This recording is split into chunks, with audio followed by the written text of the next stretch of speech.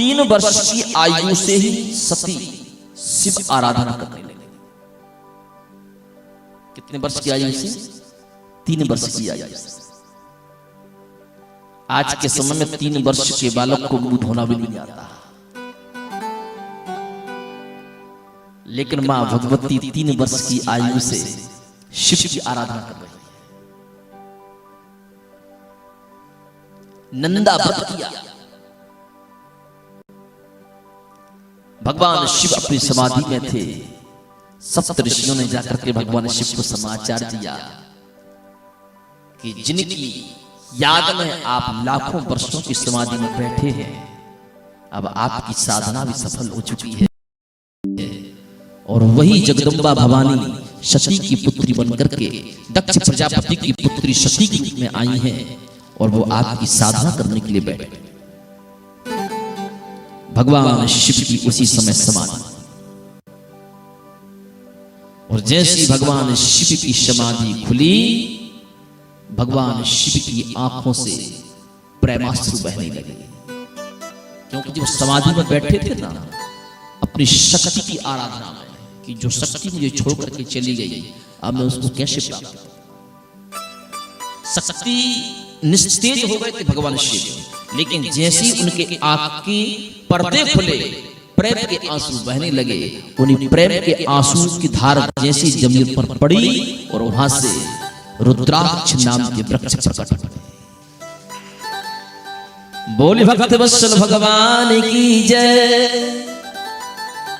जैसे रुद्राक्ष नाम के वृक्ष प्रकट हुए तो रुद्राक्षों ने हाथ जोड़ करके भगवान शिव से निवेदन किया कि प्रभु, हमारा क्या कार्य है, हमें कहां रहना होगा और हमारी गति क्या होगी। भगवान शिव ने कहा कि आज से तुम मेरे पुत्र गणेश और कार्तिक से भी मुझे अति प्रिय रहो। जितना प्रेम मैं अपने गणेश से करता हूं, जितना प्रेम मैं अपने कार्तिक से करता हूं, उससे ज्यादा प्रेम मैं तुमसे करूंगा। और जो मेरे भक्त तुमको अपने कंठ में धारण करेंगे, वो भी मुझे गणेश और कार्तिक के समान प्रिय हो। तुम्हारा एक रूप नहीं है, तुम्हारे 14 रूप, एक मुखी, 2 मुखी, 3 मुखी, इसी प्रकार 14 मुखी तक रुद्राक्ष होता है। भगवान शिव कहते हैं रुद्राक्ष, जो एक मुखी रुद्राक्ष धारण करता है वो खोई हुई लक्ष्मी को भी प्राप्त कर लेता है। जो भक्त अपने दोनों कानों में कुंडल के समान रुद्राक्ष धारण करता है, वो मुझे सूर्य और चंद्रमा की भांति प्रिय लगता है। जो भक्त 108 रुद्राक्षों की माला अपने गले में धारण करता है और वो 108 रुद्राक्षों की माला उसके जब हृदय को छूती है, तो वो मुझे पार्वती के समान प्रिय लगता है।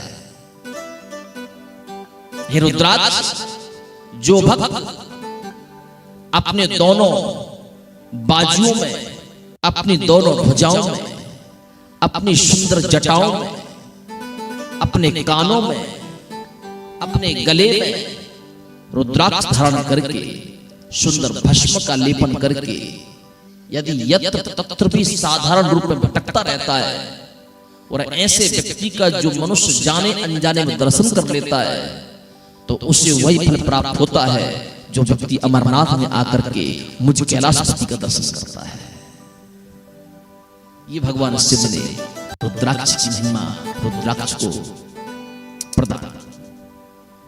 उसी क्षण से आज जन जन में रुद्राक्ष समाहित होने लगा। प्रत्येक व्यक्ति को रुद्राक्ष धारण करना चाहिए।